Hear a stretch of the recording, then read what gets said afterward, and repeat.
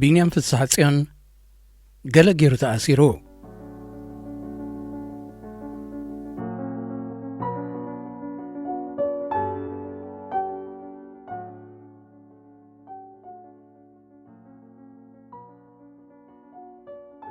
ቢንያም ፍስሐጽዮን ተኣሲሩ ምስ ሰማዕኩ ዝሰንበድክዎ ስምባደ ዝተሰማዐኒ ጓሂ ክዝክሮ ይደለን። እዛ ሃገርናስ ንጹሃን ዜጋታታ ምእሳር ክንደይ ትፈቱ ክንደይ ከተህወኽ ጎሂ በልኩ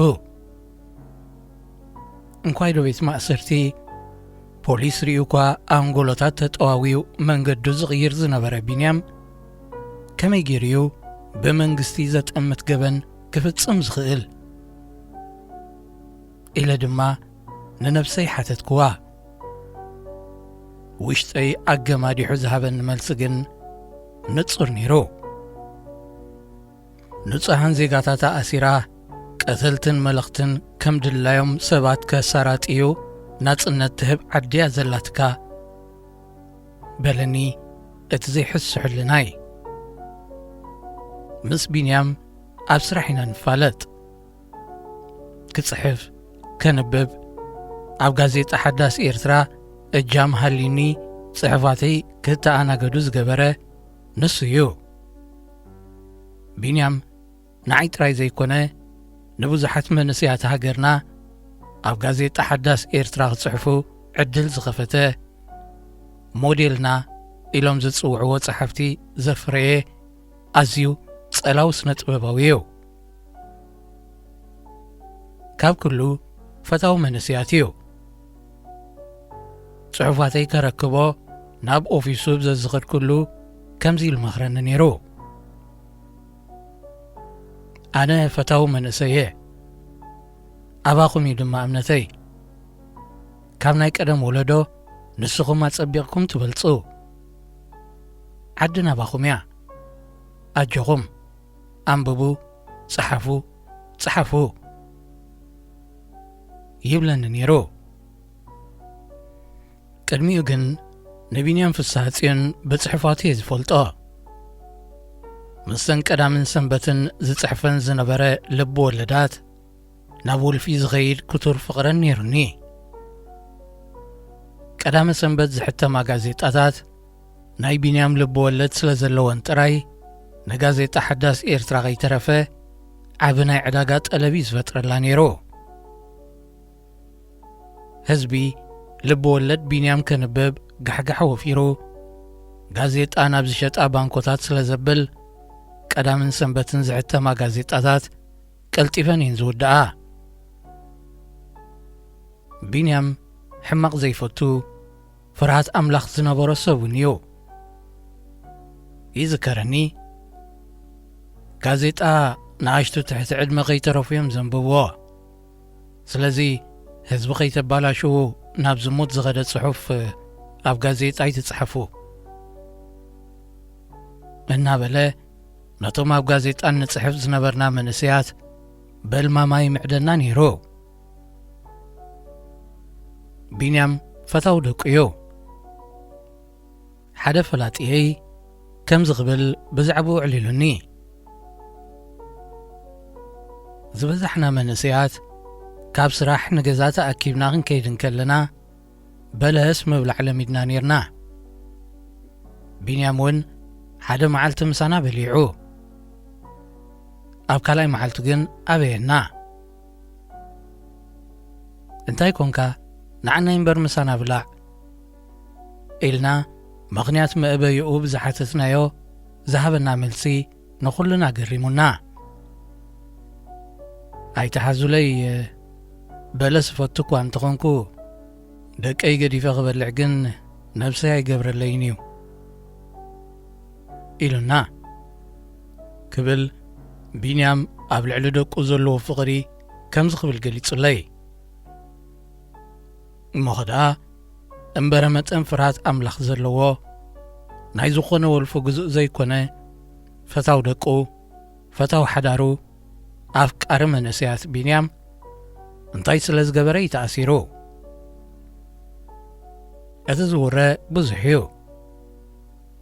ገለ ሰባት ምስ ናይ ተቃወምቲ ሚድያ ርክብ ጸኒሕዎ ክብሉን ከለዉ ካልኦት ድማ ኣብ ጎደናታት ኣስመራ ናይ የኣክል ፓምፍሌት ይዝርግሕ ነይሩ ይዝብል ትወረ ዘስሕቕ ፈጠራዊ ምኽንያት እዩ።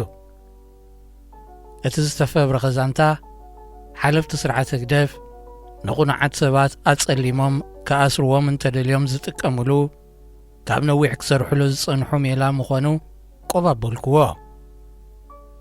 ሓቆም እዮም ድማ ቢንያም ኣፍራይ እዩ። ንሱን ስርሑን እንተዘይኮይኑ ካልእ ጠልቀፍቀፍ ኣይፈልጥን። ከምቶም ብሰንኪ ካይዳ መንግስቶም ተስፋ ቑሪጾም ናይ መስተን ሽጋራን ጉዛኣት ኮይኖም ዝተጸየቑ መንእሰያት ኣይተጸየቐን። ብሓፈሻ ኣብቲ ናቶም ሲስተም ኣይኣተወን። ምስ ሃገራዊ ድሕነት ምስ ስለያን ጸጥታን ለሓስሓስ ኣይበለን። ቢንያም እንኳይዶ ግዙእ ኣልኮላዊ መስተ ክኸውን ኩባያ ሻሂ ክውለፍ እውን ኣይደልን እዩ ዝብል። እቲ ዝገርም ምስ ኩሉ ጻዕቂ ስርሑ ከም ሰብ ኣማሪሩ ዘይፈልጥ ምዃኑ እዩ። እዚ ዓይነት ባህሪ ድማ ምስቲ ስርዓት ኣይከይድን እዩ።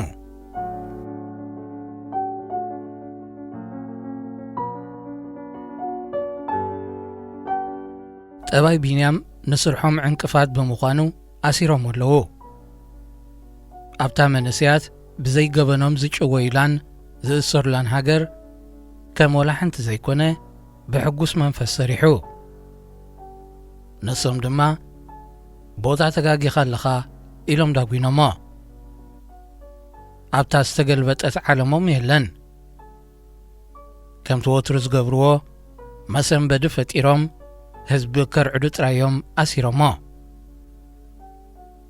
ተራእዩኒ ግን ኣይብኢዱ ይብእግሩ መሳርሕቲ የኾኑ ካልኦት ደቂ ገርህ ልባተ ኣኪቦም ካፑቺኖ ኣረቅ እናጨለጡ ኣፎም እናረማመጡ ክሓሚዎ ቅጅል ኢሉኒ።